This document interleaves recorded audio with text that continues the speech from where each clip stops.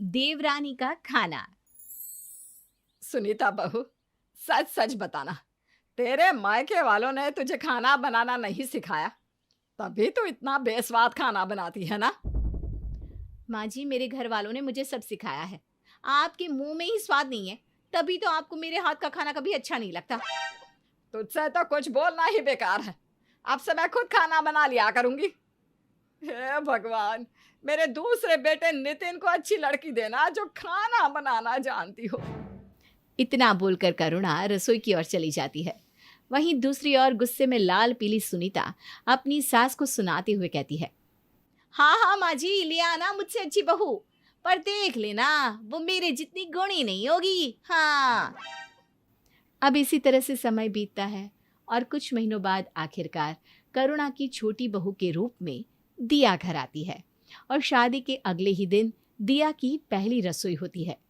दिया अपनी पहली रसोई में इतना स्वादिष्ट खाना बनाती है कि सब अपने हाथों की उंगलियां चाटने लगते हैं। वाह वाह छोटी बहू, क्या खाना बनाया है। बहुत दिनों बाद इतना स्वादिष्ट खाना खाने को मिल रहा है। वरना बड़ी बहू के हाथ का बेस्वाद खाना खा खा कर तो मैं बीमार ही पड़ चुकी थी। माँ जी, ये सब कुछ तो मुझे मेरी माँ ने सिखाया है। और वैसे भी मेरी माँ हमेशा मुझसे कहती थी कि दिल तक पहुँचने का रास्ता अक्सर पेट से होता है। ये बात तो तेरी माँ ने बिल्कुल ठीक कही। छोटी बहू, रही हमारे दिल तक पहुंचने की बात, तो इतना लाजवाब खाना खिला कर तू हमारे दिल तक पहुंच चुकी है भाई। इस तरह से घर में सभी लोग दिया के खाने की तारीफ करते हैं, पर ये सब कुछ देखकर सुनीता को जरा भी अच्छा नहीं लगता। और उसी तरह से आए दिन दिया घर में कोई ना कोई नई डिश बनाती और खूब तारीफ बटोरती। ऐसे ही एक दिन, अरे वाह, आज खाने के टेबल पर इतने तरह के व्यंजन। लगता है हमारी बहू मास्टर शेफ है। सच सच बताना बहू, क्या तूने होटल मैनेजमेंट की है? नहीं माँ जी, मुझे बस खाना बनाने का शौक है, तो मैं हमेशा कुछ न कुछ नया बनाने की कोशिश करती रहती हूँ। कभी कुछ नया बनाने के चक्कर में कुछ खराब मत कर देना। ये जो तुम खाने में एक्सपेरिमेंट करती रहती हो ना, कभी ऐसा ना हो कि उससे हम सबकी तबीयत खराब हो जाए। और वैसे भी तुम्हें मालूम है ना, माँ जी को ज्यादा तेल मसाले वाली चीज नहीं खानी होती है। दीदी, मुझे सबकी सेहत का ख्याल है, इसलिए मैं सबकी सेहत को ध्यान में रखकर ही खाना बनाती हूँ। आप बेफिक्र रहिए। दिया की तारीफें होती देख सुनीता से रहा नहीं जाता और वो हर समय उसे नीचा दिखाने की कोशिश करती रहती है। लेकिन हर बार दिया कुछ ना कुछ ऐसा कर जाती जिससे वो घर वालों की तारीफें बटोर लिया करती। ये सब देखकर अब सुनीता को ऐसा लगने लगा था कि दिया के आने के बाद उसकी इज्जत कम हो गई है और इसलिए अब वो दिया से जलने लगती है। जब से दिया की बच्ची आई है घर में, मेरे लिए प्यार ही कम हो गया है। पहले माँ जी मेरे काम की कितनी तारीफ किया करती थी, पर जब से दिया आई है, न जाने इसने खाना बनाकर ऐसा कौन सा जादू कर दिया है कि सब इसी की तारीफ करते हैं। मुझे कुछ भी करके घर वालों की नजरों में इसकी इज्जत घटानी होगी और अपनी इज्जत बढ़ानी होगी।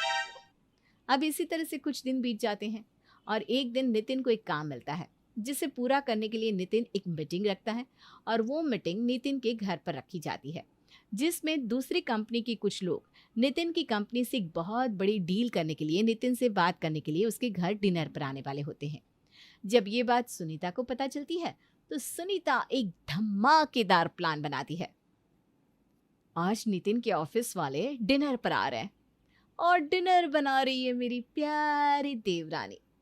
कोई बात नहीं, मेरी प्यारी देवरानी, बना लो प्यार से खाना, क्योंकि आज तुम्हारी तारीफ नहीं, तुम्हारी बेइज्जती होने वाली है, वो भी सबके सामने। अब इसी तरह से शाम हो जाती है और दिया रसोई घर में जाकर रात का खाना बनाकर चली जाती है। मौके का फायदा उठाकर सुनीता किचन में जाकर दिया के बनाए हुए सब्जी में नमक और दाल में पानी डाल देती है। अब रात को जब नितिन के ऑफिस वाले घर आते हैं और खाना खाते हैं तो ये क्या है? आज से पहले मैंने इतना गंदा और बेस्वाद खाना कभी नहीं खाया। क्या तुमने ये बेस्वाद खाना खाने के लिए अपने घर पर बुलाया था? सर, आप क्या कह रहे हैं? दिया बहुत अच्छा खाना बनाती है। दिया के हाथों जैसा खाना आपको 5 स्टार में भी नहीं मिलेगा। अगर ऐसा खाना 5 स्टार होटल में मिलता है ना, तो हमें नहीं खाना ऐसा खाना। और रही डील की बात, तो तुमने हमारी यहाँ बेइज्जती करने के लिए हमें बुलाया, इसलिए अब हमें तुम्हारे साथ कोई डील नहीं करनी। हम ये डील कैंसिल करते हैं। अरे पर सर, नितिन अपने सर को रोकने की काफी कोशिश करता है पर उसे रोक नहीं पाता, जिसके बाद नितिन बहुत परेशान हो जाता है। और जब करुणा खाने को टेस्ट करती है तो गुस्से में दिया से कहती है, दिया बहू, ये क्या है? आज तूने ये कैसा खाना बनाया है? हमें यकीन नहीं हो रहा कि ये खाना तूने बनाया है। माँ जी मेरी बात का विश्वास करो, मैंने खाना हमेशा की तरह अच्छा ही बनाया था। मुझे नहीं पता कि सब्जी में नमक मसाला तेज कैसे हो गया और ये दाल इतनी पतली कैसे हो गई। चावल पता नहीं कैसे जल गए, कुछ समझ में नहीं आ रहा। माँ जी हो ना हो ये किसी की चाल है। ये किसी की चाल नहीं, तुम्हारी बेवकूफी का नतीजा है। कुछ दिन तुमने खाना अच्छा क्या बना लिया, तुम्हारे अंदर घमंड आ गया और तुम हमारे सर पर चढ़ गई। आज तुम्हारी वजह से दिया, मैं और मेरी कंपनी नुकसान में चले गए। मुझे समझ में नहीं आ रहा कि मैं अपने बॉस को क्या जवाब दूं। अगर तुम्हें इतने लोगों का खाना नहीं बनाना था तो तुम साफ साफ बना कर देती, मैं बाहर कहीं मीटिंग रख लेता। दिया को कुछ समझ में नहीं आता कि वो क्या करे और नितिन भी दिया से नाराज होकर वहां से चला जाता है। पर दिया समझ जाती है कि हो ना हो इन सब के पीछे किसी और का हाथ है। अब इसी तरह से कुछ दिन बीत जाते हैं और समय के साथ सबकी नाराजगी भी खत्म होने लगती है। और एक दिन, माँ, उस दिन दिया की वजह से जो डील कैंसिल हो गई थी ना, आज मुझे फिर से मौका मिला है कि मैं उस बिगड़ी बात को ठीक कर सकूं। ये तो बहुत अच्छी बात है नितिन बेटा, पर बेटा इस बार ना तू अपनी मीटिंग घर से बाहर ही रखना, ताकि पहले वाली गलती दोबारा ना हो। सोच तो मैं भी कुछ ऐसा ही रहा था, पर सर ने साफ साफ कहा है कि वो इस बार भी मीटिंग घर पर ही करेंगे।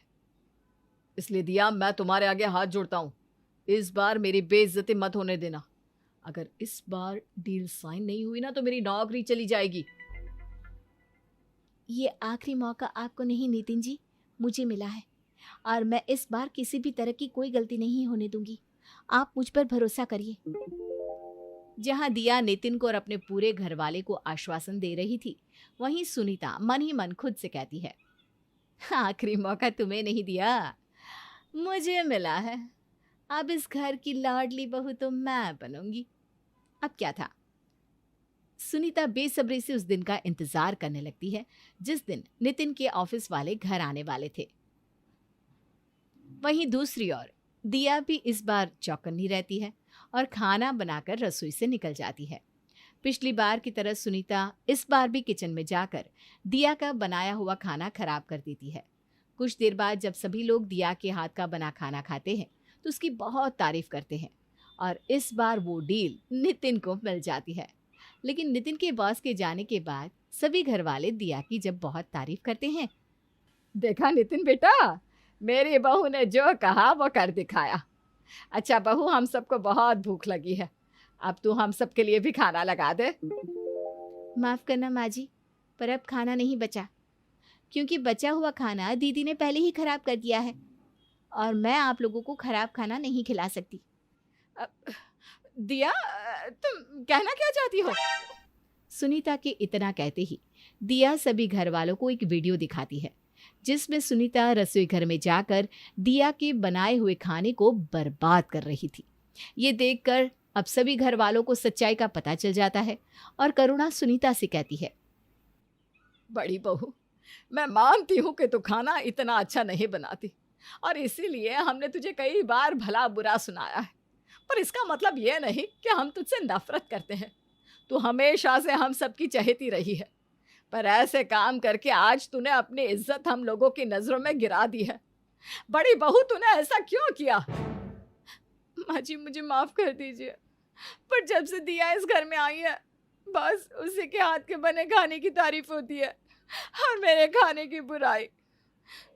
बस इसी जलन में आकर मैंने ये सब किया, पर मुझे माफ कर दीजिए, मुझे अपनी गलती का एहसास हो चुका है। सुनीता को अपनी गलती का सच में एहसास हो जाता है और वो हाथ जोड़कर अपने घर वालों से अपनी गलती की माफी मांगती है। और इसलिए सभी घर वाले सुनीता को माफ़ कर देते हैं। जिसके बाद वो सभी लोग बाहर से खाना मंगवाते हैं और एक साथ मिलकर खाते हैं और दोनों देवरानी जेठानी के बीच में नफरत की दीवार भी गिर जाती है और सब एक साथ प्यार से मिलकर रहते हैं।